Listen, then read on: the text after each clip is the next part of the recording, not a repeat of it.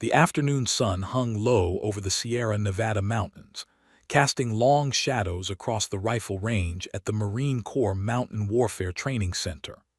Staff Sergeant Maya Torres wiped the sweat from her brow as she surveyed the cleanup operation, her keen eyes tracking every movement of the junior Marines policing brass and securing equipment. After 12 years in the Army, the last 4 as a senior marksmanship instructor, she developed an almost supernatural ability to spot carelessness from 100 yards away. "Daniels," she called out, her voice cutting through the mountain air. "That Barrett isn't a baseball bat. Carry it like you actually care about a $70,000 weapon system." The young Marine flinched, immediately adjusting his grip on the .50 caliber rifle. Maya shook her head, making a mental note to have another conversation with the gunnery sergeant about proper equipment handling. This inter-service assignment had its challenges. Army Staff Sergeant overseeing Marine training facilities wasn't exactly a common posting, but she'd earned her place here through sheer competence and an almost legendary reputation with long-range rifles. She knelt beside a shooting position, examining the disturbed earth and scattered ammunition casings. The grouping patterns told a story. Someone had been fighting their weapon instead of working with it. She picked up a spent .338 Lapua Magnum casing, rolling it between her fingers as she calculated wind speeds and elevation adjustments in her head. Sloppy. The whole exercise had been sloppy. "Find something interesting, Staff Sergeant." Maya looked up to find a man watching her from the entrance to the range, flanked by 5 others in unmarked fatigues. Even without insignia, everything about them screamed special operations, from their carefully maintained weapons to the way they moved with predatory economy.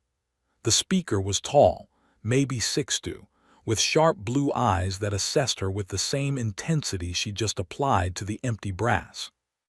She stood, dusting off her knees. "Just wondering why your team's grouping looked like a shotgun pattern at 800 meters, she replied evenly. "You must be the SEAL team we were told to expect." A flicker of surprise crossed the man's face, followed by something that might have been amusement. "Commander Jack Keller," he said, extending a hand. "And that's a hell of an opening line. You make a habit of critiquing teams before introductions." Maya shook his hand, firm grip, callous trigger finger. "I make a habit of observing." The wind was gusting 12 to 15 knots from the northwest, temperature dropping as the sun got lower. Your shooters were compensating for midday conditions on shots taken an hour ago. She gestured toward the distant targets. Basic atmospheric awareness would have tightened those groups by half. Keller's jaw tightened slightly, and his team members exchanged glances. Maya knew she was pushing it. SEALs weren't accustomed to Army Staff Sergeants pointing out their shortcomings, but accuracy was accuracy, regardless of which patch you wore. "Those were warm-up shots," one of Keller's men said, a hint of defensiveness in his voice. "Then I'd hate to see the real thing," Maya replied, though her tone remained professional. She turned back to Keller. "Your team has the range scheduled for 600 tomorrow. We'll have the equipment prepped and the targets set at standard distances, 400, 600, 800, and 1,000 meters. "Standard distances," Keller repeated, something calculating in his expression. "What's your max effective range, Staff Sergeant?" "Tours, and I've confirmed kills at 2,100 meters in Afghanistan. Training shots out to 2,800. "Confirmed kills," Keller said slowly. "Army doesn't have many female snipers with combat experience at that range." "Army doesn't have many snipers at that range, period," Maya corrected. "Male or female, which is why I'm here teaching instead of deployed." Keller walked closer, his eyes moving from Maya to the distant mountain ridgeline and back again. "You know what the record for longest confirmed kill is?" 3,540 meters. Canadian JTF-2 sniper in Iraq, 2017. Maya crossed her arms. "Why?" "Because I've got a shot that needs to be made at 4,000 meters, maybe more, depending on terrain." Keller's voice dropped slightly. Mountain environment, extreme elevation, variable winds, the kind of shot that's more prayer than science. No such thing, Maya said immediately. Every shot is science. Ballistics, atmospheric pressure, Coriolis effect, spin drift. You account for the variables, you make the shot. Confident. Realistic. A slow smile spread across Keller's face, and Maya recognized it immediately, the look of a man about to test someone's limits. Prove it, he said. Right now. That ridge, he pointed to a distant outcropping, is 4,100 meters according to our range finder. You put a round anywhere near a man-sized target at that distance, and I'll personally request you as a consultant for my team's training cycle. Maya's heart rate kicked up slightly, though her expression remained neutral. 4,000 meters. It was beyond extreme, beyond what most people considered possible with conventional rifles. The variables multiplied exponentially at that distance. Bullet drop measured in stories rather than inches, wind drift that could push a round off target by dozens of feet, the Earth's rotation actually affecting trajectory. And if I miss, she asked, then you admit that maybe SEALs know a thing or two that Army instructors don't. It was a sucker's bet, and they both knew it. But Maya felt the familiar pull of the challenge, the same force that had driven her to become one of the best long-range shooters in the military despite every obstacle thrown in her path. What's the wager worth, she asked, because talk is cheap, Commander. How about this? You make the shot, I buy your entire cleanup crew dinner at Rosie's in town. Miss, and you buy mine. Maya glanced back at the Marines still securing equipment, then at the distant ridge barely visible in the fading light. This was insane, professionally inadvisable, exactly the kind of showboating that got people reprimanded. She found herself walking toward the equipment shed anyway. Give me 15 minutes for calculations and setup, she called over her shoulder. And Commander, you might want to make reservations. My crew eats a lot. As she disappeared into the shed, Maya heard one of the SEALs whistle low. Boss, did you just get hustled by an Army staff sergeant? Keller's response was quiet but clear. We're about to find out. Maya emerged with a Che-Tak M200 intervention, one of the few rifles capable of accurate fire at extreme distances. Her hands moved with practiced efficiency, checking the scope, testing the bolt action, loading a .408 Che-Tak round. Around her, word had spread. Marines abandoned their cleanup duties. Keller's team gathered close. Even a few officers emerged from the command building to watch. This was either going to be the best shot of her career or the most public failure she'd ever experienced. Maya settled into position, feeling the familiar calm descend as the world narrowed to calculations, breathing, and that distant ridge where her target waited. She exhaled slowly and began her firing sequence, unaware that this single moment would change the trajectory of everything to come. The bullet's impact came 7 seconds after Maya squeezed the trigger, an eternity in the shooting world. Through the high-powered spotting scope, Keller watched the distant ridge, his breath held despite years of training that should have made such reactions impossible. Then a small puff of dust erupted 18 inches, left of the metal silhouette target they'd hastily mounted at 4,100 meters. Holy shit, breathed one of his SEALs. It wasn't a hit, but at that distance, with a cold rifle, no preparation time, and fading light playing havoc with atmospheric conditions, it was close enough to be extraordinary. Keller had seen Olympic-level shooters miss by yards at half that range. Maya remained in position for another moment, her breathing steady, then cleared the rifle and stood. Her expression revealed nothing, no disappointment, no pride, just the calm professionalism of someone who'd done exactly what she'd calculated she could do. Wind shifted 0.3 meters per second during bullet flight, she said, more to herself than anyone else. Should have accounted for the temperature drop, lost maybe 20 feet of velocity over that distance. Keller approached, his competitive instinct warring with genuine admiration. That was a 4,100-meter shot that missed by less than half a meter. Most shooters couldn't come within 50 meters. Most shooters don't do the math, Maya replied, already breaking down the rifle. Distance isn't the enemy, assumptions are. Every variable can be calculated if you're willing to do the work. Rosie's at 1900 hours, Keller said. My treat, your crew earned it. Maya paused, looking up at him with those dark, analytical eyes. The bet was I had to hit the target.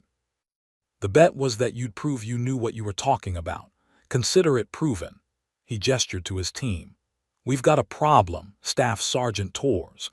My team is preparing for an operation in mountain terrain where we may need to engage targets at distances most people consider impossible. We've got 3 weeks to get proficient at extreme long-range shooting, beyond 3,000 meters, beyond anything we've trained for. That's not enough time, Maya said immediately. It's the time we have. Keller's voice dropped lower, meant only for her. I've got 6 shooters who are excellent at CQB, good at medium range, adequate at standard long range. What they're not is miracle workers at distances where you need a PhD in physics to make the shot. I need them to be better than adequate. Maya studied him for a long moment, then glanced at his team.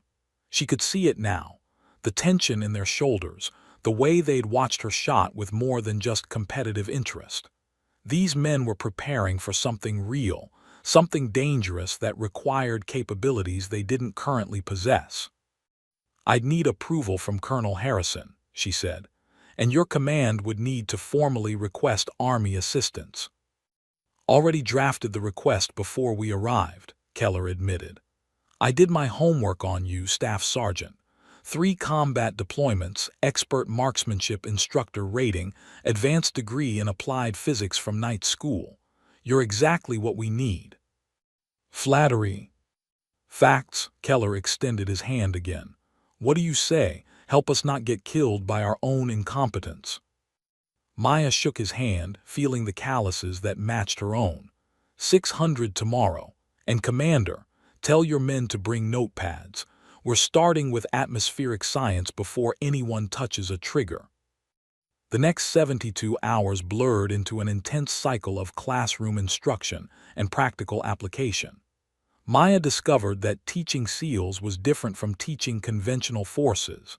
They asked sharper questions, challenged assumptions more aggressively, and absorbed information at a pace that impressed even her. Keller himself proved to be an exceptional student.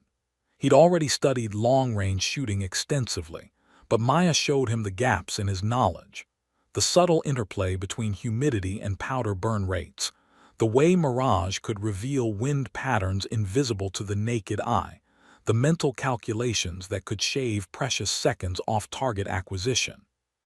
By the 3rd day, his team was consistently hitting targets at 2,000 meters. By the 5th, they'd pushed that to 2,400. It was during a break on the 6th day that Maya noticed the discrepancy. She'd gone to the ammunition storage facility to requisite more .338 Lapua Magnum rounds for the afternoon session and found the inventory logs inconsistent with actual stock. Problem? Keller appeared behind her, 2 bottles of water in hand. Maya accepted one, frowning at the logbook. Maybe. We should have 840 rounds of match-grade .338 according to last week's inventory. I count 710 in the locker. Could be administrative error. Rounds logged but not delivered or used for another training cycle. Could be, Maya agreed, but something nagged at her. She'd been managing ammunition inventories for years. 130 rounds of expensive match-grade ammunition didn't just disappear into paperwork errors. I'll file a discrepancy report. Let me know what you find. Keller glanced at his watch. Team's waiting. Today's the day we push for 3,000 meters. Maya followed him back to the range, but the ammunition discrepancy lingered in her mind like an itch she couldn't scratch.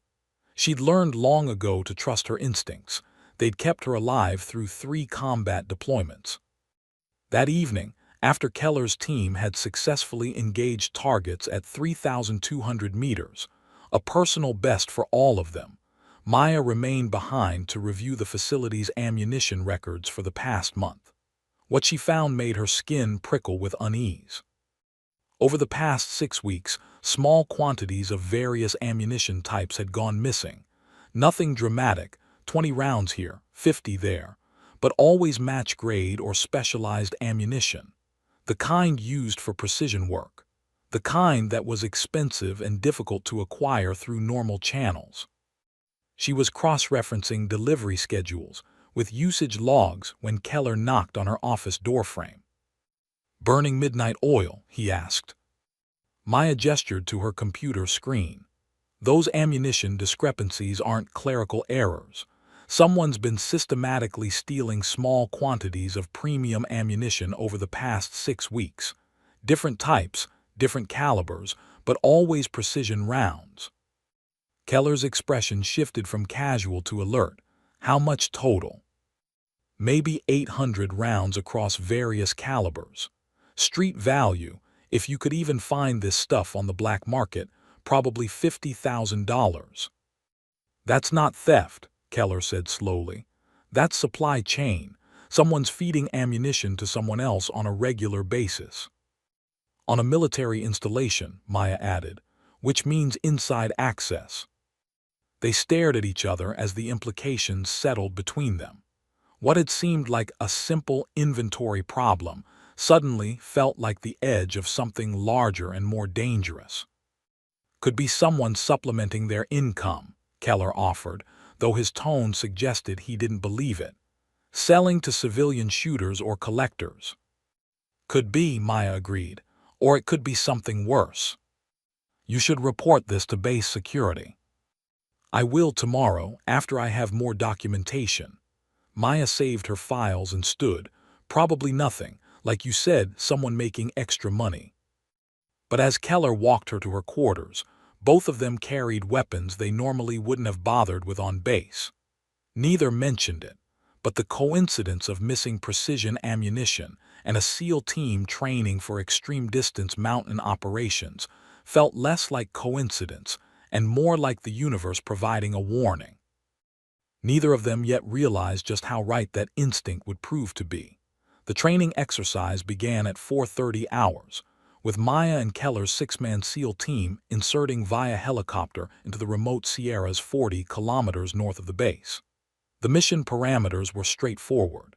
Establish observation posts at extreme elevation, practice target acquisition and engagement at distances exceeding 3,500 meters, and exfiltrate before nightfall. Maya had run dozens of similar exercises, but something felt different this time. Perhaps it was the lingering questions about the missing ammunition, or maybe just the particular stillness of the pre-dawn mountain air. Whatever the cause, she triple-checked her gear and insisted on bringing more ammunition than the exercise profile required. "You expecting a war up here, Staff Sergeant?" asked Petty Officer Kyle Morrison, Keller's second-in-command, as they hiked toward their primary position. "Expecting Murphy's Law," Maya replied, scanning the tree line with practiced eyes. "Anything that can go wrong will go wrong." Keller moved up beside her, his breath steady despite the punishing pace and elevation. 2 weeks of intensive training had transformed the professional respect between them into something approaching partnership. They'd fallen into an easy rhythm, Maya's technical expertise complementing Keller's tactical experience. "Ridge ahead," he said, consulting his GPS. "Should give us clear sight lines to the valley below. Range to far ridge is 3,800 meters." They reached the position 90 minutes later, establishing a concealed observation post among the rocks and scattered pines. While the SEAL team set up equipment, Maya conducted her atmospheric analysis. Temperature, humidity, barometric pressure, wind speed at multiple elevations. The data would be critical for accurate shooting at extreme distance. "Contact," Morrison hissed suddenly. "Movement, 270 degrees, approximately 800 meters." Everyone froze. This was supposed to be restricted military land. No civilians, no hunters, nothing but wilderness for miles in every direction. Through her spotting scope, Maya found what Morrison had seen: 3 figures moving with tactical precision through the forest below. They wore civilian hiking gear, but their movement patterns were too deliberate, too coordinated. Could be hunters who missed the restricted area signs, offered another SEAL, though his tone suggested he didn't believe it. Keller studied them through binoculars. Hunters don't move in bounding Overwatch formation, and those aren't hunting rifles, those are AR platforms. Maya tracked the figures as they approached a rocky outcropping. One of them produced what looked like a laptop, setting it up on a portable table. The second began assembling something from a backpack. "Is that a fucking antenna array?" Morrison muttered. It was. Maya watched as the figures erected a sophisticated communications setup, pointing it not outward toward potential radio contacts, but directly toward the Marine Corps base 40 kilometers south. "They're conducting surveillance on the base," Keller said, his voice tight. "Recording transmission frequencies, monitoring communications." "We need to report this," Maya said, reaching for her radio. The crack of a rifle shot echoed through the mountains, and rock chips exploded inches from her head. "Contact," Keller shouted, already returning fire. 3 shooters, elevated position 400 meters northeast. Maya rolled behind cover as bullets stitched across the rocks where she'd been standing. Her training took over: assess threats, identify positions, return fire. Through gaps in the rocks, she saw muzzle flashes from at least 4 positions in the tree line above them. "They had Overwatch positioned on our position," Morrison called out between controlled bursts. "They knew we were coming." The implication hit Maya like a physical blow. This wasn't a chance encounter, this was an ambush. Someone had known about the training exercise, known their route, known exactly where they'd established their observation post. "Suppressing fire," Keller commanded. "Torres, Morrison, fall back to secondary position. We need to break contact." Maya laid down, covering fire while half the team displaced, her rounds forcing the attackers to seek cover. Military muscle memory carried her through the tactical withdrawal: move, shoot, communicate, move again. But part of her mind was racing through the implications: the missing ammunition, the surveillance equipment, the ambush. Someone on base was feeding intelligence to hostile actors. "Morrison's hit," one of the SEALs shouted. Maya saw the petty officer stumble, blood spreading across his shoulder. She and another SEAL grabbed him, hauling him toward cover while Keller's precise rifle fire kept the attackers suppressed. "How bad?" Maya asked, examining the wound. "Through and through, missed the bone," Morrison grunted. "I can still shoot." "You can still move," Maya corrected. "We need to get off this mountain." The firefight continued in controlled bursts as Keller's team executed a textbook tactical withdrawal. Maya found herself impressed by their discipline. No panic, no wasted ammunition, just professional violence of action. But they were outnumbered and outpositioned, fighting uphill against enemies who'd had time to prepare. "Rally Point Alpha, 500 meters southwest," Keller ordered. "Bounding Overwatch, go." They moved in pairs, covering each other through the forest. Maya could hear the attackers pursuing, their coordination suggesting military training. These weren't random criminals or survivalists, these were professionals. A bullet clipped a tree next to Maya's head, and she dropped, returning fire at a figure moving through the underbrush. Her round caught him center mass, and he went down hard. Through her scope, she got a clear look at his equipment: expensive tactical gear, modern rifle, professional-grade optics. "These guys are equipped like a private military contractor," she called to Keller. "Which means funding and organization," he replied, engaging another target. "This is bigger than ammunition theft." They reached the rally point, a depression between 2 massive boulders that provided cover from multiple angles. Maya did a quick head count. All 7 of them accounted for. Morrison wounded but mobile, ammunition running low. "Radio's not working," one of the SEALs reported. "Something's jamming us." "Of course it is," Keller said grimly. He pulled out a map tracing routes with his finger. "Nearest extraction point is 6 kilometers. We move fast, we can make it before they reposition." "They'll have our route covered," Maya said. "They've been planning this." "Then we don't take the expected route." Keller pointed to a steep ravine marked on the map. "We go down through Devil's Canyon. It's technical climbing, exposed and dangerous as hell." "Which is exactly why they won't expect it," Maya finished. Morrison laughed despite his wound. "I like how you two finish each other's sentences. Very cute under fire." "Shut up and move, Morrison," Keller said, but Maya caught the slight smile that crossed his face. They began the descent into the ravine, leaving the sounds of pursuit behind. But Maya knew this wasn't over, not by a long shot. Someone had tried to kill them, and someone on base had made it possible. As they climbed down the treacherous canyon walls, Maya made herself a promise. She was going to find out who, and she was going to make them pay for it. The extraction helicopter touched down at the base's medical facility 3 hours after the firefight. Morrison was rushed into surgery, while the rest of Keller's team gave their statements to base security and NCIS. Maya sat in the waiting room, her uniform still dirt-stained and blood-speckled, running through the ambush in her mind for the 100th time. "Staff Sergeant Torres." She looked up to find a Navy investigator, Lieutenant Commander Sarah Chen, NCIS, holding a tablet and wearing an expression of professional skepticism. "I need to ask you some questions about today's incident." "Incident?" Maya's voice came out harder than intended. "We were ambushed by a coordinated team using military tactics. One of our men is in surgery. That's not an incident, that's an attack." "Which is why we need your statement." Chen sat down, her tone softening slightly. "Walk me through what happened from the beginning." Maya recounted the exercise. The insertion, the observation post, the armed men conducting surveillance, the ambush. Chen took notes, occasionally asking clarifying questions, but something in her body language suggested she'd already formed conclusions. "And you're certain these individuals were conducting surveillance on the base?" Chen asked.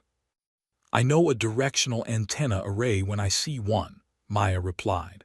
"And I know what surveillance equipment looks like." "The issue, Staff Sergeant, is that when base security went to investigate the coordinates you provided, they found no evidence of any personnel, equipment, or even recent human activity. No shell casings, no blood despite you claiming to have hit at least one target, no communications equipment." Maya stared at her. "That's impossible. There were at least 7 hostiles. We exchanged fire for 15 minutes. "We found evidence of your team's presence," Chen interrupted. "Your brass, your defensive positions, but nothing indicating anyone else was there." The implication hung in the air like cordite smoke. Maya felt her jaw tighten. "You think we imagined being shot at?" Morrison's wound appeared spontaneously. "I think it's possible that Petty Officer Morrison was injured during the difficult terrain movement, and in the confusion and stress of a training exercise at high altitude, the situation was misinterpreted." "That's bullshit and you know it," Maya said flatly. Chen's expression remained neutral. "What I know is that this is the second unusual incident you've been involved with in 2 weeks. First the ammunition discrepancies, now this alleged ambush. That's quite a pattern, Staff Sergeant." Before Maya could respond, Keller entered the waiting room, his face thunderous. "Morrison's out of surgery. The doctors removed a 5.56 NATO round from his shoulder. You want to explain how terrain caused that, Commander Chen?" "I'm simply following the evidence." "The evidence is that someone cleaned that site before your people arrived," Keller cut her off. "Which means either your team is incompetent or someone got there first with enough advance warning to sterilize a firefight scene." Chen stood, her professional composure cracking slightly. "Be very careful about the accusations you're making, Commander Keller," implying that Naval Criminal Investigative Service is compromised. "I'm implying that someone with access to operational information knew exactly where we'd be and when. I'm implying that the same someone is now covering their tracks." Keller moved closer to Chen, his voice dropping to a dangerous quiet. "And I'm implying that if you can't see that, you're either blind or complicit." Chen's face flushed. "This interview is over. Both of you will remain on base pending further investigation. That's an order." She left, her footsteps echoing down the corridor. Maya and Keller stood in silence for a moment. "That went well," Maya finally said. "We're being set up," Keller replied. "Or shut down, maybe both." Over the next 48 hours, the situation deteriorated rapidly. The official investigation concluded that Keller's team had likely encountered poachers or survivalists who fled when confronted, and that the surveillance equipment was probably misidentified camping gear. Morrison's wound, while certainly from a rifle round, could have come from warning shots that escalated into an accidental exchange of fire. It was a neat narrative that ignored every piece of evidence suggesting otherwise. Maya spent those 2 days cross-referencing personnel records, base access logs, and ammunition inventory reports. She worked quietly, using her administrative access to pull data that painted a disturbing picture. 3 personnel had the access and knowledge necessary to tip off the ambush.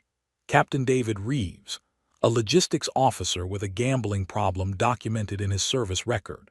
Marcus Webb, a former Marine now working base security who'd been passed over for promotion 3 times and had encrypted email traffic to unknown recipients. And Dr. Richard Volkov, a civilian contractor working on communication systems who'd made 6 trips to Mexico in the past 4 months. "It's one of these 3, Maya told Keller when they met covertly in the base gym after hours. "Maybe all 3 working together." Keller studied her laptop screen, his jaw working. "We take this to base command, who have already decided we're unreliable witnesses," Maya finished. "Chen's report is setting us up to be dismissed as paranoid or unreliable. Anything we bring forward now will be seen through that lens. Then we gather ironclad proof. How? We're confined to base, under investigation, and whoever's behind this is obviously watching our movements."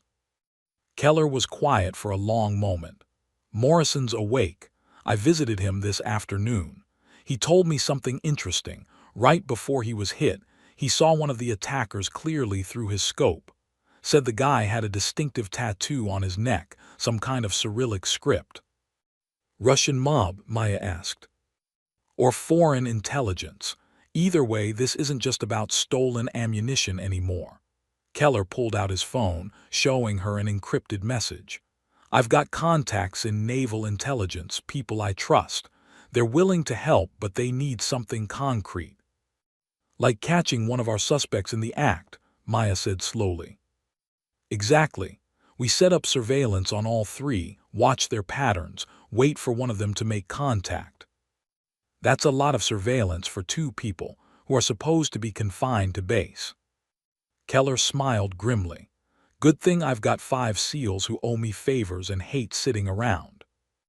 They spent the next week conducting quiet surveillance, taking turns watching Reeves, Webb, and Volkov.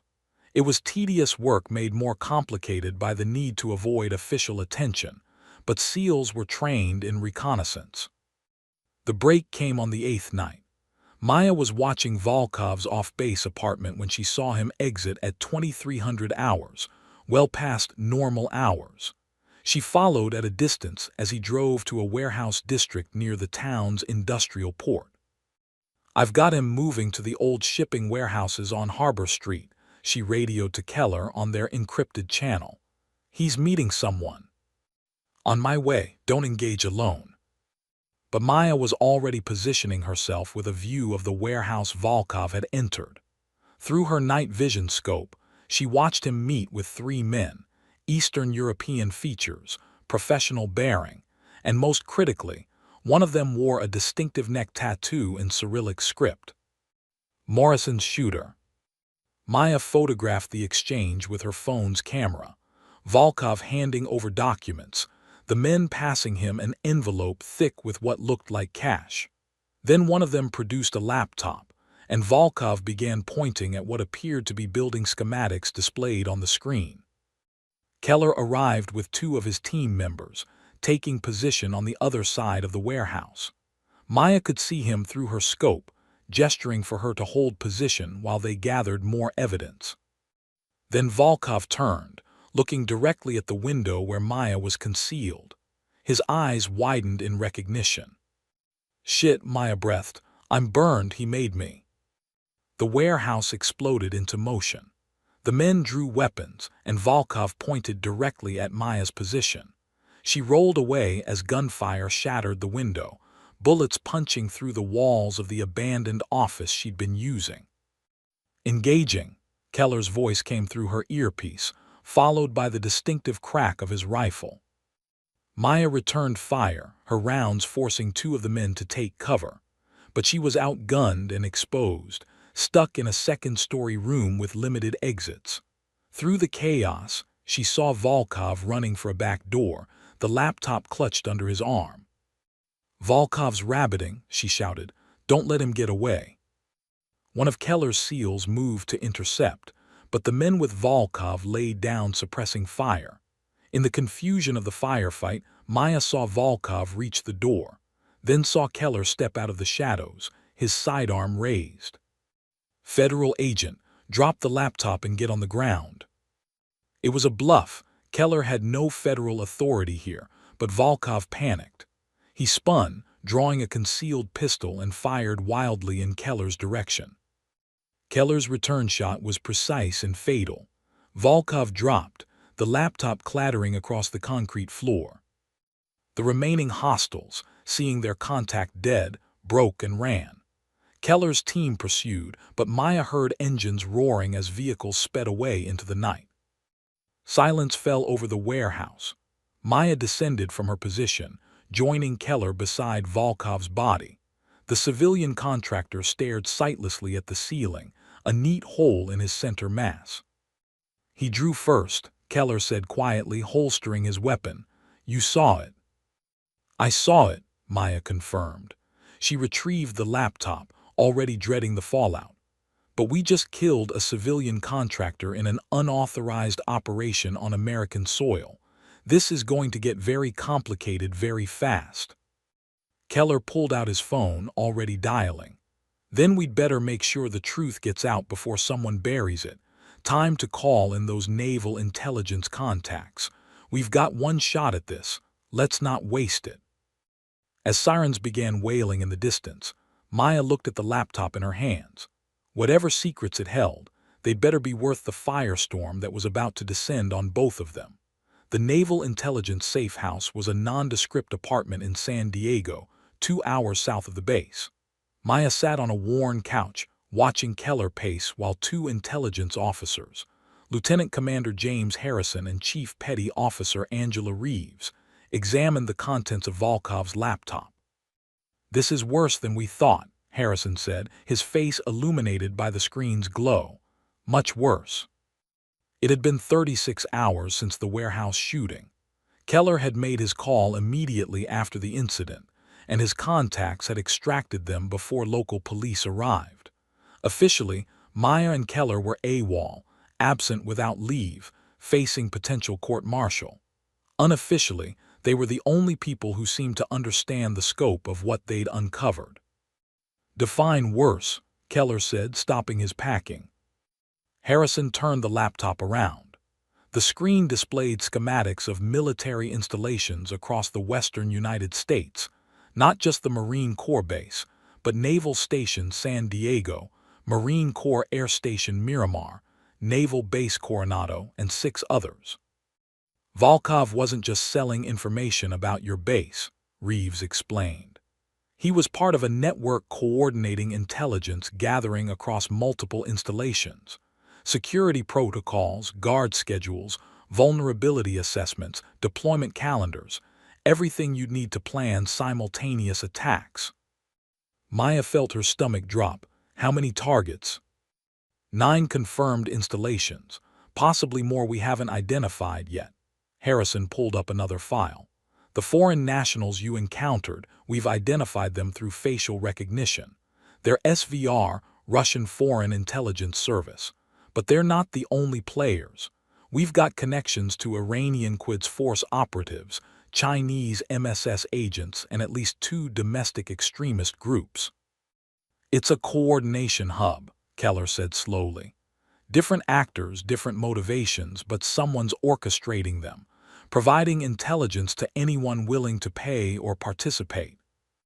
And it gets better, Harrison said grimly.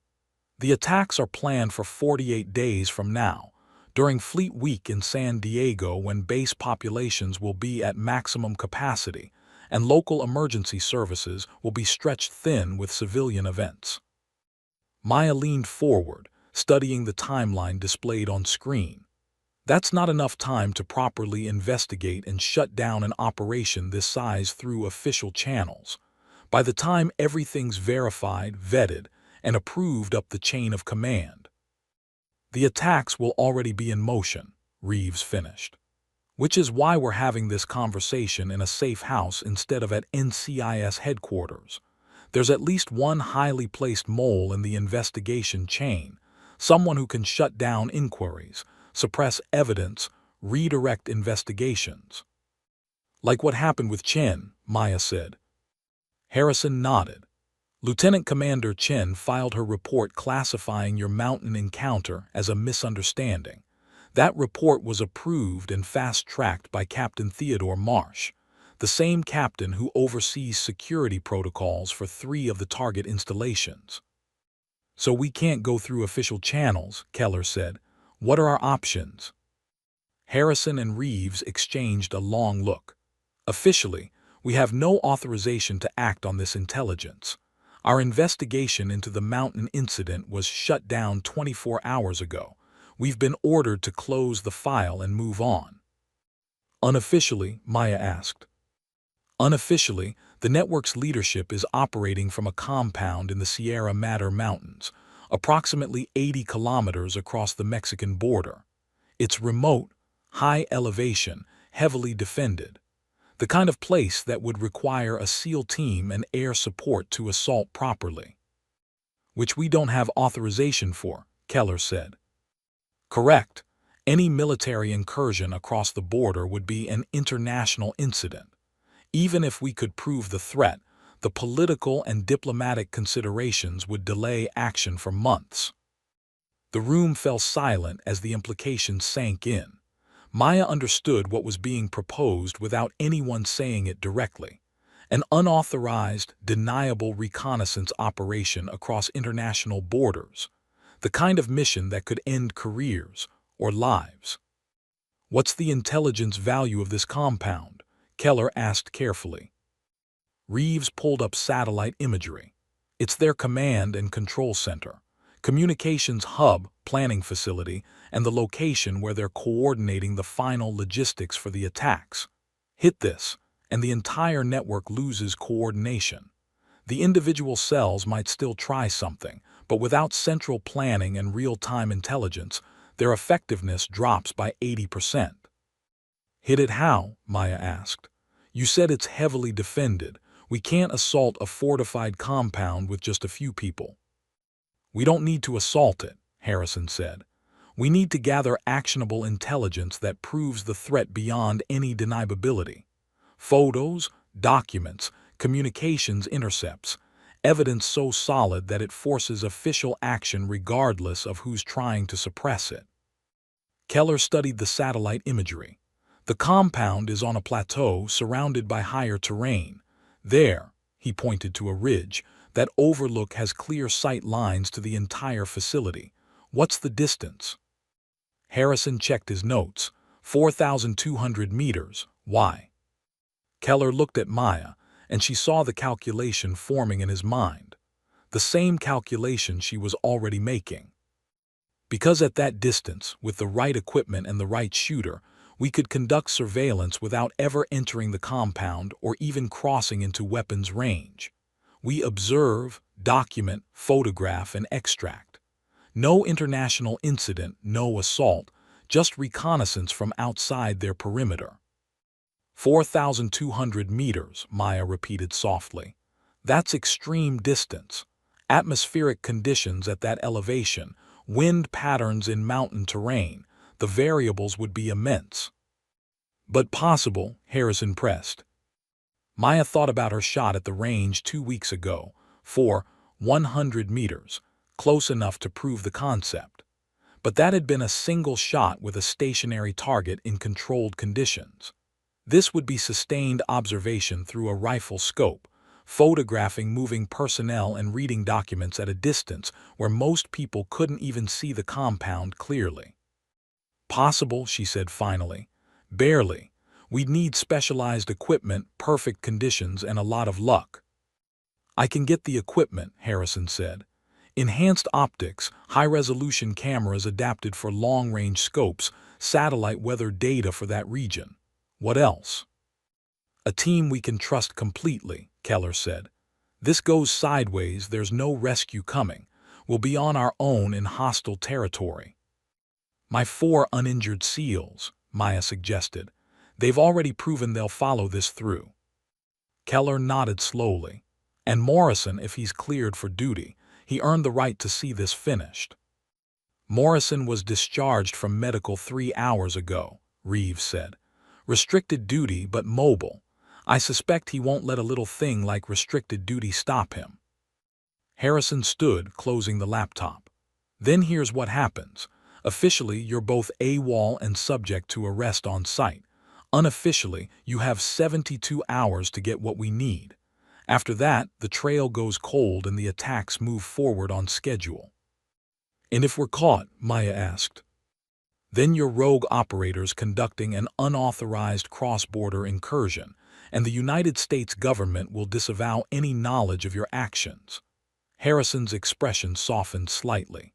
But if you succeed, you'll have prevented the largest coordinated attack on military installations since Pearl Harbor. That counts for something. Just not officially, Keller said dryly. Welcome to intelligence work, Commander. They spent the next 6 hours planning. Harrison provided maps, satellite imagery, weather forecasts, and equipment specifications.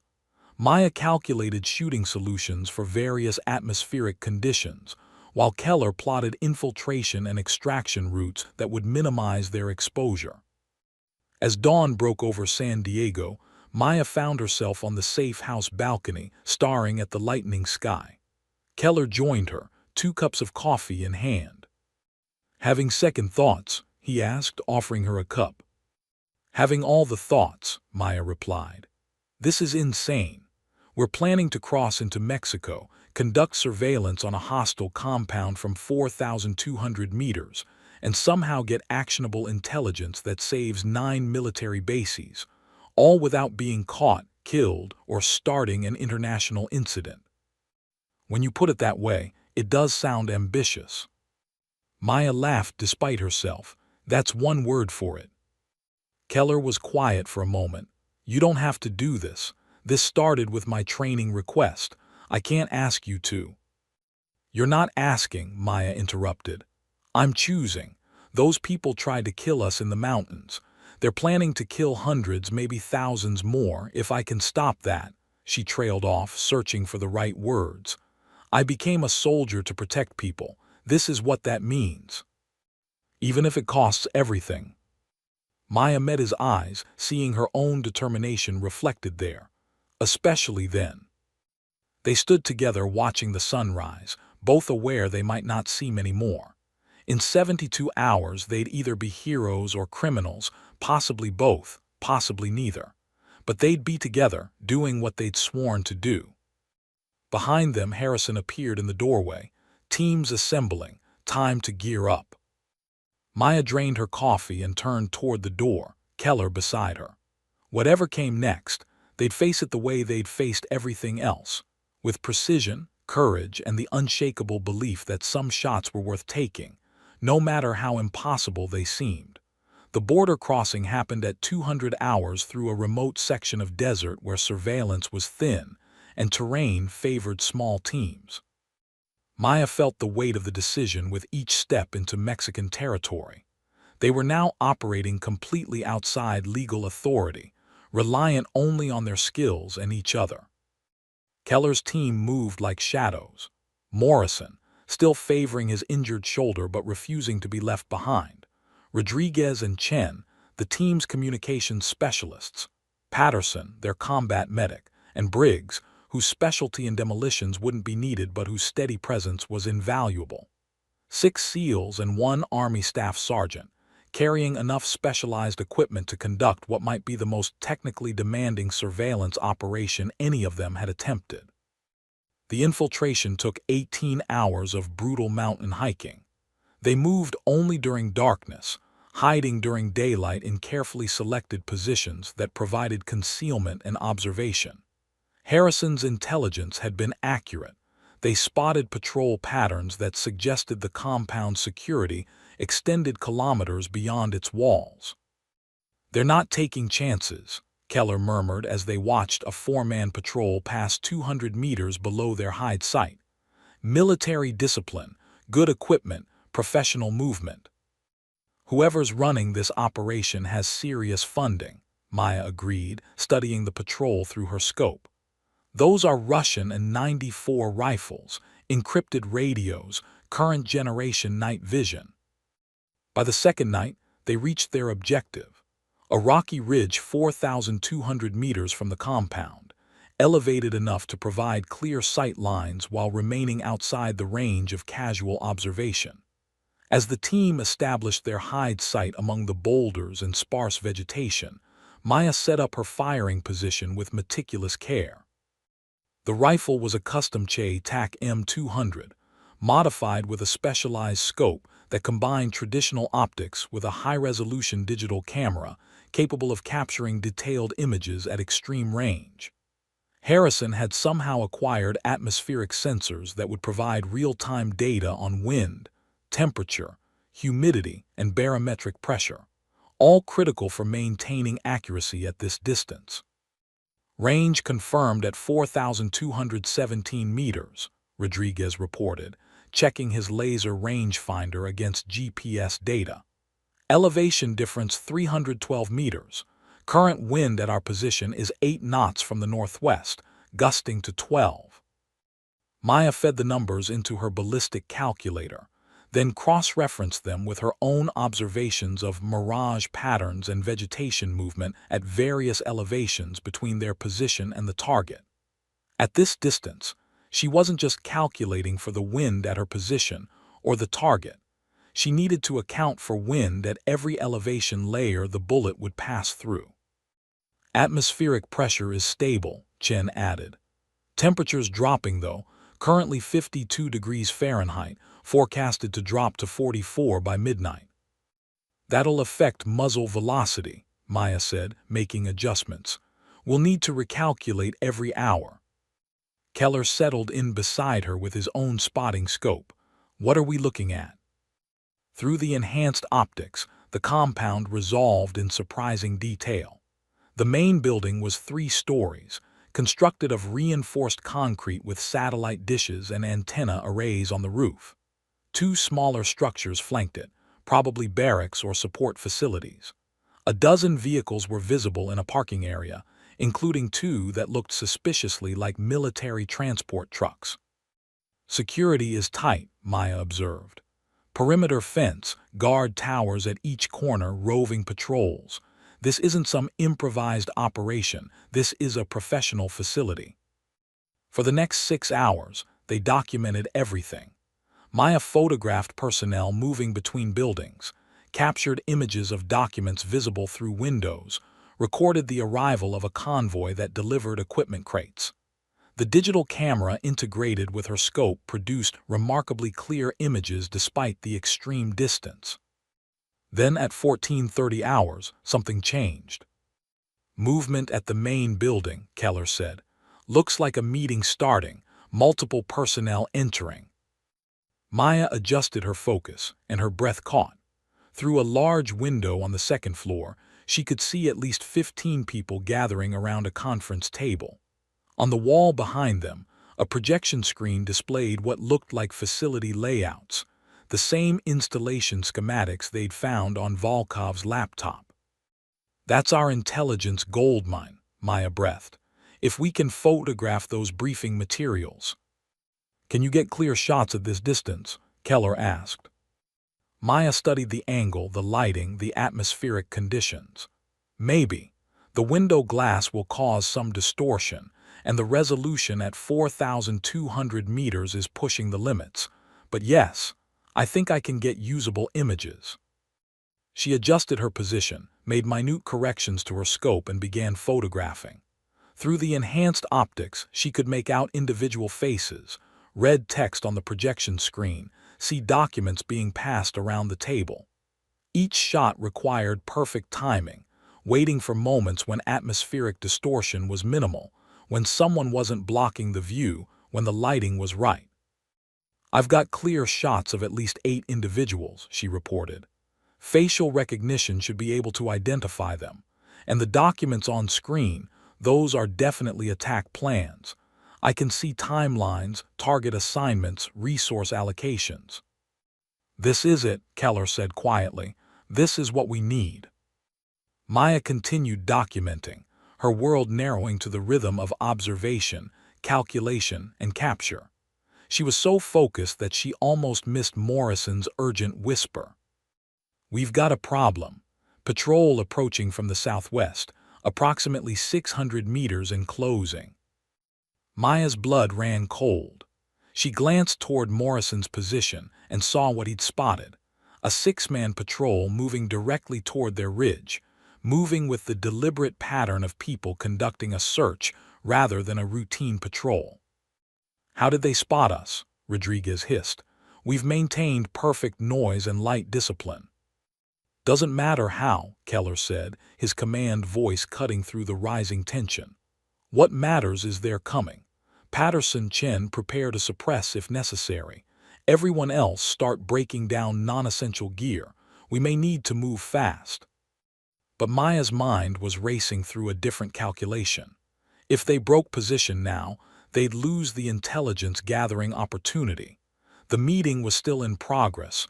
More people were arriving, more documents being displayed.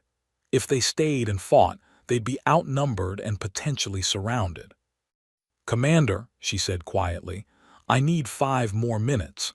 That meeting is still active, and they're discussing something critical. I can see what looks like final operational orders being distributed." "Tors, we don't have 5 minutes." The crack of a rifle shot cut him off. Rock chips exploded from the boulder above Maya's head. "Contact," Patterson shouted. "They've got our position."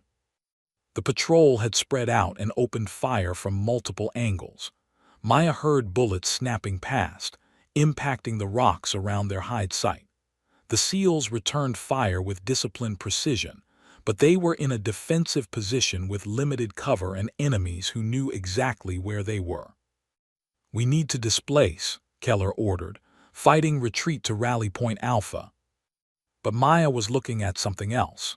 Through her scope, she'd noticed that the patrol had been maintaining communications. One man was speaking urgently into a radio, his antenna visible against the rocky terrain. "Their communications," she said suddenly. "Commander, if I can take out their radio operator, it'll buy us time before reinforcements arrive. But it's a 600-meter shot downhill with variable winds." "Take it," Keller said immediately. "Everyone else suppressing fire now." The SEALs opened up with a sustained barrage, forcing the patrol to take cover. Maya shifted her position, acquiring the radio operator through her scope. 600 meters was well within her capability, but she was shooting from an awkward position, under stress, with bullets impacting around her. She exhaled slowly, felt the familiar calm descend, and squeezed the trigger. The radio operator dropped, his equipment shattering. The patrol's coordinated fire became noticeably less organized without their communications link. "Nice shot," Morrison called, "but we've still got 5 very angry hostiles and limited ammunition." Maya's mind raced. The patrol was 600 meters away, partially concealed, and now highly motivated. Standard engagement at that range would be a grinding firefight that would draw more enemies.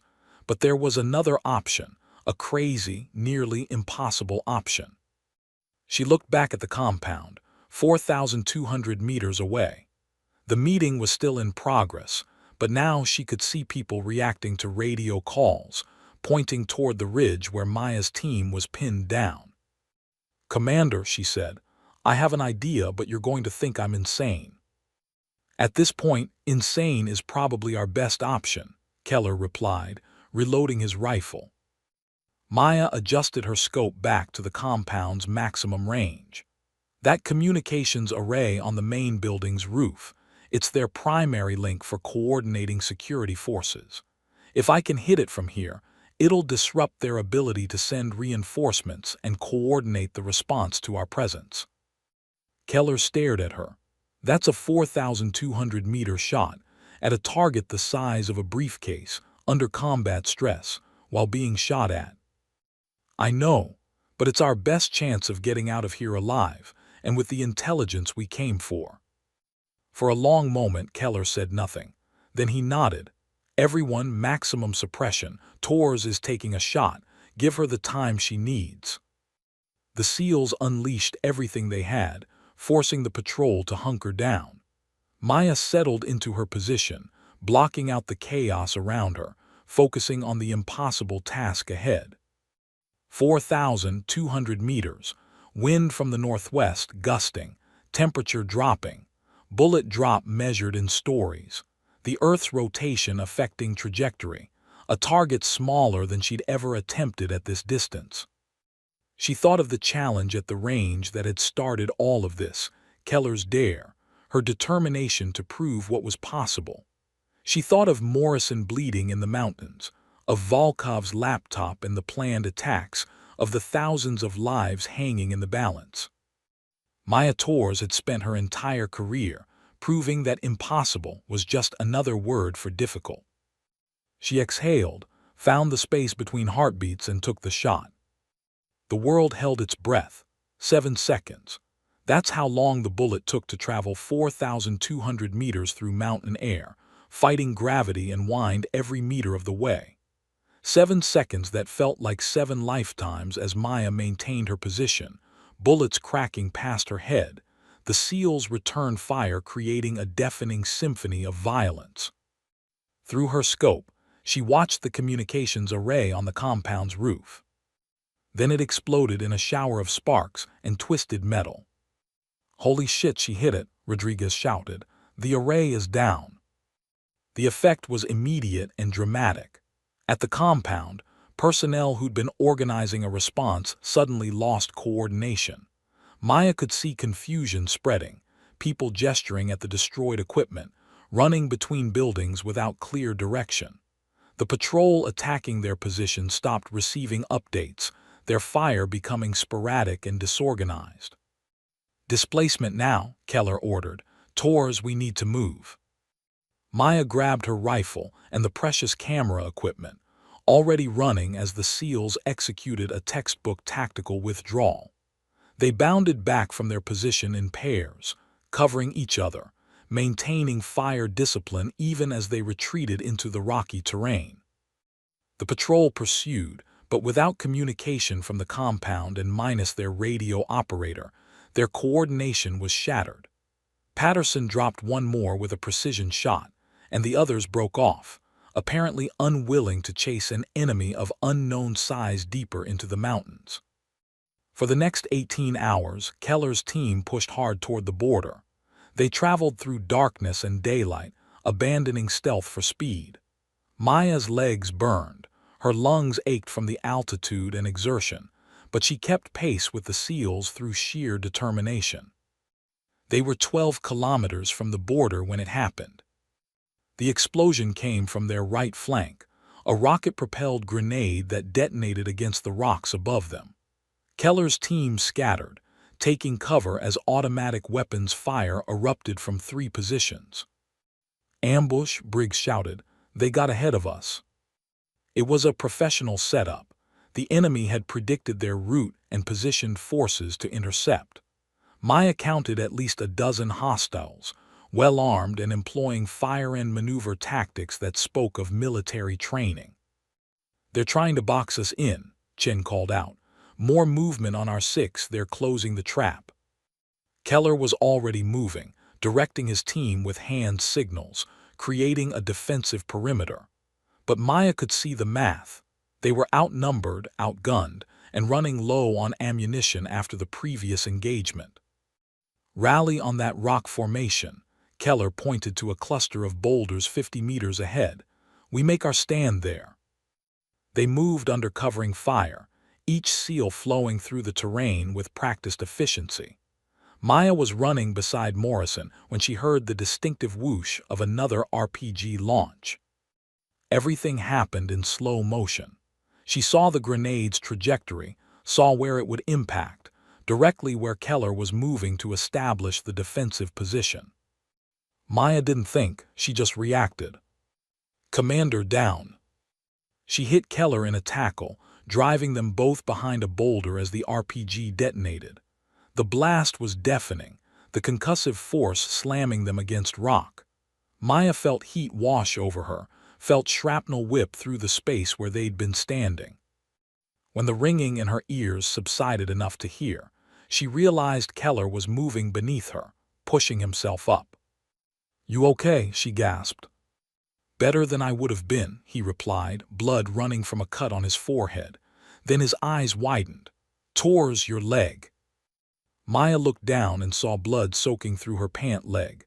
She hadn't felt it in the adrenaline rush, but a piece of shrapnel had torn through her calf.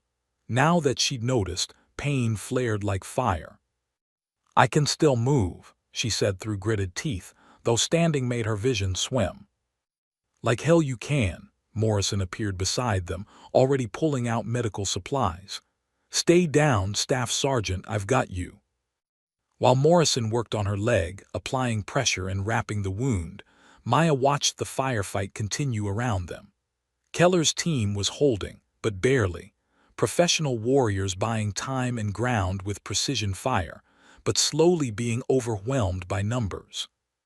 "We're not making it out like this," Keller said quietly, his tactical mind clearly running through options and finding them all inadequate. Maya's mind was working too, though the pain made thinking difficult. They were still 8 clicks from the border, pinned down by superior forces, with one team member wounded. The intelligence they'd gathered, the photographs, the documentation of the meeting, proof of the planned attacks, all of it would be lost if they were captured or killed here. "The camera equipment," she said suddenly. "Rodriguez, can you pull the memory cards and transmit the data?" Rodriguez crawled over, checking his communications gear. "Maybe. Signal's shit in these mountains, but if I can get high enough, boost the power, I might be able to burst transmit to a satellite uplink. But it would take time we don't have, and I'd need line of sight to the northeast." "That ridge," Patterson pointed to an outcropping 60 meters away. "Perfect sight lines, but it's exposed. Anyone going up there would draw every hostile in the area." "Then we give them a reason to focus somewhere else," Keller said. He was already formulating a plan. Maya could see it in his eyes. "We split up. Team Alpha, Morrison, Chen, Rodriguez. You get Tors and that equipment to the ridge and transmit. Team Bravo, me, Patterson, Briggs. We draw their attention and lead them away." "That's a suicide mission," Morrison protested. "It's a necessary sacrifice," Keller corrected. "This intel is bigger than any of us. If we can get it transmitted, Harrison's team can act on it immediately. The mission succeeds even if we don't make it out." Maya grabbed his arm. "Commander Jack, you can't." "I can and I will." His blue eyes locked with hers, and she saw the determination there, the acceptance of what had to be done. "Get that intelligence transmitted. That's an order, Staff Sergeant." Before she could argue further, Keller was moving, shouting orders. Team Bravo opened up with everything they had, drawing fire as they displaced away from the ridge. The hostiles took the bait, shifting focus to pursue what appeared to be the main force. "Move," Morrison urged, helping Maya to her feet. Chen supported her other side as they hobbled toward the ridge, Rodriguez already scrambling up ahead with the communications equipment. Maya looked back once and saw Keller's team disappearing into the rocks, leading their pursuers away with the kind of selfless courage that defined what it meant to be a warrior. Explosions and gunfire echoed behind them, growing more distant. "Almost there," Chen encouraged. "Keep moving, Staff Sergeant."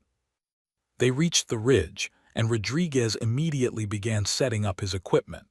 Maya collapsed against a boulder, her wounded leg screaming in protest. Morrison reloaded his rifle, taking up an overwatch position. "How long?" Morrison asked. 2 minutes to establish connection, maybe 3 to transmit everything," Rodriguez replied, his fingers flying over the equipment. "Assuming I can get a clean signal." Those minutes stretched like hours.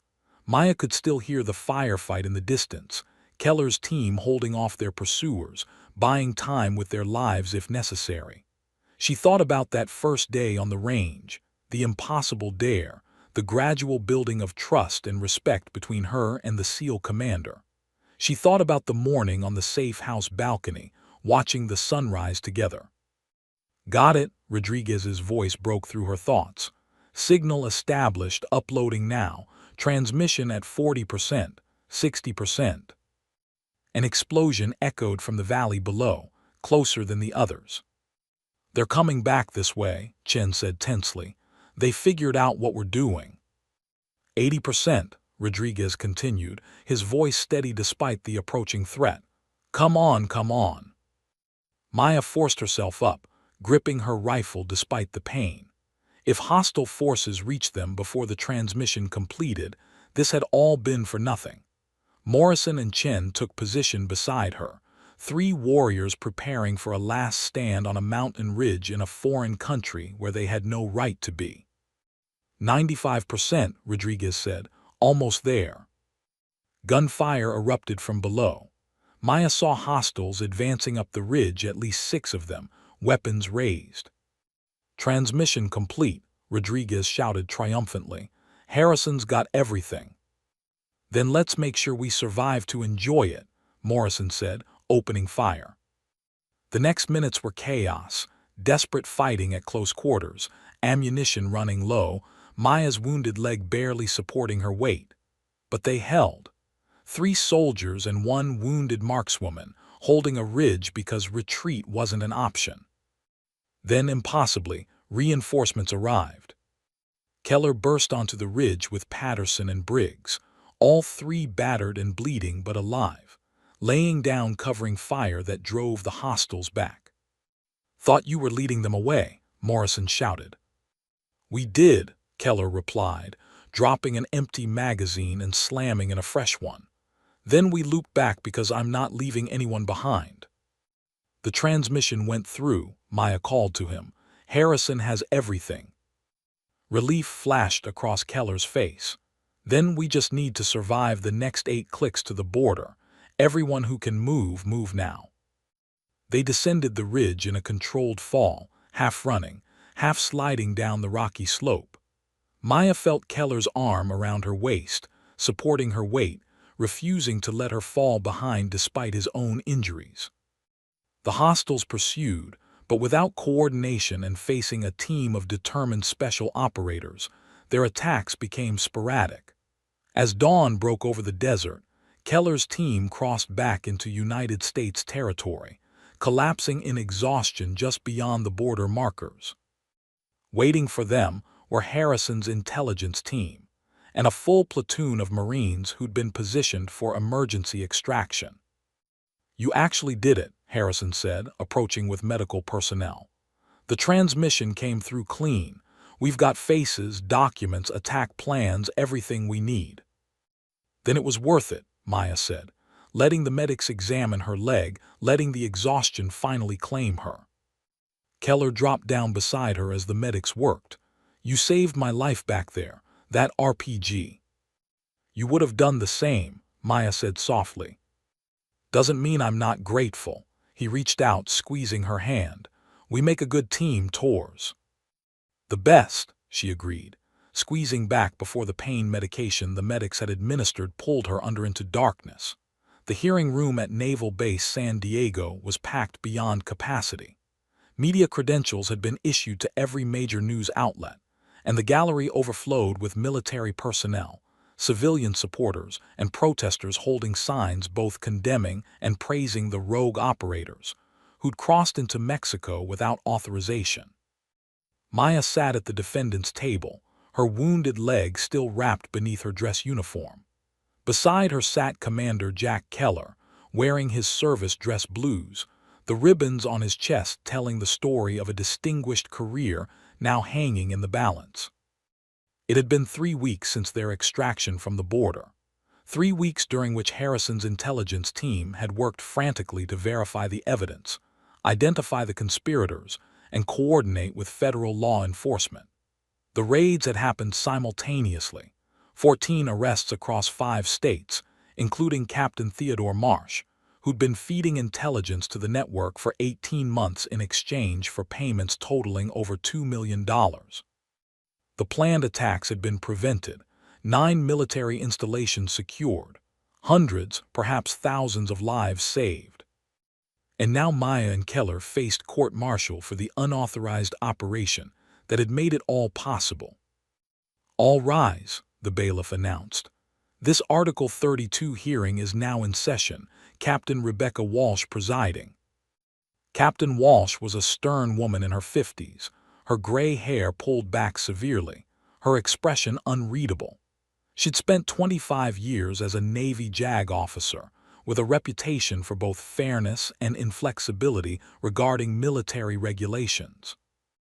"Be seated," Walsh said, her voice cutting through the murmur of the crowd.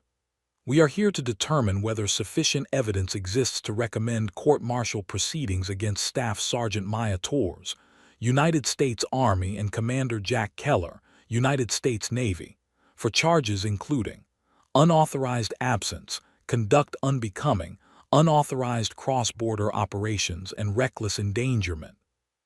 Maya felt her stomach clench. The charges, laid out so formally, made their actions sound reckless rather than necessary. She glanced at Keller, who sat with the same calm composure he'd shown under fire. The prosecution went first, methodically building their case. Yes, Tors and Keller had uncovered a genuine threat. Yes, their intelligence had led to arrests and prevented attacks, but they had also violated the chain of command, ignored orders to stand down, conducted military operations on foreign soil without authorization, and endangered their team in the process. "The ends do not justify the means," the prosecutor argued. "If we allow service members to take unilateral action whenever they believe they've identified a threat, we undermine the entire structure of military discipline and civilian control over armed forces. Their actions, however well-intentioned, represent a dangerous precedent." Then came the defense, and with it, a parade of witnesses that surprised everyone. Lieutenant Commander Harrison testified about the intelligence Tors and Keller had provided, confirming that official channels had been compromised and that immediate action was necessary. He presented the evidence gathered from the surveillance operation, photographs that had led directly to identifying 12 co-conspirators within the military and civilian contractor community. Morrison took the stand next, his shoulder still bandaged, describing the mountain ambush that had first exposed the conspiracy. "They saved my life," he said simply, "and then they saved thousands more by having the courage to act when others wouldn't." But the testimony that changed everything came from an unexpected source. "The defense calls Brigadier General Patricia Cortez," the defense attorney announced. A murmur ran through the courtroom. General Cortez was a legend, 3 combat tour, former commander of Joint Special Operations Command, and currently serving as Deputy Director of the Defense Intelligence Agency. She walked to the witness stand with the bearing of someone who'd spent a lifetime making impossible decisions. "General Cortez," the defense attorney began, "you've reviewed the intelligence gathered by Staff Sergeant Torres and Commander Keller." "I have extensively." "In your professional opinion, would the attacks have been prevented through normal channels and timelines?" Cortez's answer was direct and damning. "No. The network had infiltrated our investigation process at multiple levels. Every attempt to investigate through official channels was being monitored, suppressed, or redirected. By the time we would have worked through proper diplomatic protocols to address a compound in Mexican territory, the attacks would have already occurred. So their actions, while unauthorized, were necessary. Their actions were the only reason we're not investigating mass casualty events at 9 military installations right now." Cortez turned to look directly at Maya and Keller. What Staff Sergeant Torres and Commander Keller did required exceptional courage, skill, and judgment. They saw a threat that others were either unable or unwilling to acknowledge, and they acted to neutralize it. That's exactly what we train our best warriors to do. The prosecutor cross-examined, trying to undermine the general's testimony, but Cortez was unshakable. She acknowledged the regulatory violations while insisting that the unique circumstances justified extraordinary action. After 2 days of testimony, Captain Walsh called for closing arguments. Maya barely heard them. Her mind was replaying the past month, wondering if she'd make the same choices again knowing the consequences. She glanced at Keller and found him already looking at her, a slight smile on his face. Whatever happened next, they'd face it together. "This hearing stands in recess pending my decision," Walsh announced. "We will reconvene in 2 hours." Those 2 hours felt longer than the entire operation. Maya paced the hallway outside the hearing room, her wounded leg aching with each step. Keller sat on a bench, outwardly calm, but she could see the tension in his shoulders. Morrison and the rest of the SEAL team had gathered nearby, along with Harrison, and a growing crowd of supporters wearing "Stand with Torres and Keller" t-shirts. Finally, the bailiff called them back. Walsh's expression remained unreadable as everyone settled. "I have reviewed all testimony and evidence presented. This hearing must determine not just whether regulations were violated, clearly they were, but whether those violations warrant court-martial proceedings." Maya held her breath. "The charges of unauthorized absence and conduct unbecoming are dismissed. The defendants acted on intelligence suggesting an imminent threat to national security, and their subsequent actions validated that assessment." Relief flooded through Maya, but Walsh wasn't finished. "However, the charges of unauthorized cross-border operations cannot be dismissed. What Staff Sergeant Torres and Commander Keller did was unauthorized, regardless of the outcome. Therefore, I am recommending the following. Both defendants will receive formal letters of reprimand to be placed in their service records. Staff Sergeant Torres will accept a voluntary reduction in rank to sergeant. Commander Keller will receive a 6-month suspension from operational duties." Maya's heart sank. A reduction in rank was a significant blow to her career, but then Walsh continued. "Additionally, both defendants will be awarded the Defense Distinguished Service Medal for actions that prevented catastrophic loss of life. This hearing is adjourned." The room erupted. Some cheered, others protested, but Maya just stood there trying to process what had happened. Not court-martialed, not discharged, reprimanded, yes, and demoted, but still able to serve. Keller pulled her into a fierce hug, and she heard him whisper, "We did it. We actually did it." Outside the hearing room, they were mobbed by supporters and media. Harrison pushed through the crowd, grinning. "The DIA wants to talk to you both. Turns out there's a new joint task force being formed, special operations personnel working with intelligence analysts to identify and respond to emerging threats. They need people who can think outside the box." "People who are willing to break rules?" Maya asked. People who know when rules need to be broken, Harrison corrected. Interested. Maya looked at Keller, saw the same question in his eyes that she felt in her heart. This was a crossroads: return to conventional military service, or step into something new, something that would use their unique skills and partnership in ways neither had imagined. "Can we think about it?" Keller asked. "Take your time, you've earned it." 3 days later, Maya stood on the rifle range where it had all begun. The sun hung low over the mountains, casting the same long shadows it had that afternoon when Keller had dared her to make an impossible shot. She heard footsteps behind her and knew, without turning, that it was Keller. "Beautiful evening," he said, joining her at the firing line. "It is." Maya was quiet for a moment, then added, "I've been thinking about Harrison's offer." "Me too. I became a soldier to protect people, to serve something bigger than myself." She turned to face him. "For a long time, I thought that meant following every rule, every regulation, every order without question. But these past weeks taught me something different. That sometimes protecting people means knowing when to break the rules. That sometimes it means trusting your judgment, your partners, and your mission more than bureaucracy." Maya smiled. "I'm going to accept the task force position. What about you?" Keller was quiet, studying her face. "I've spent 15 years as a SEAL. It's been my whole identity. But working with you, this operation, this partnership, it showed me there's more than one way to serve." "Is that a yes?" "That's a yes." He extended his hand. "Partners." Maya shook it firmly. "Partners." They stood together as the sun set. Two warriors who'd proven that impossible was just another word for difficult, that courage sometimes meant disobeying orders, and that the most important shots weren't always the ones measured in meters. Behind them on the target range, the 4,000-meter markers stood silent.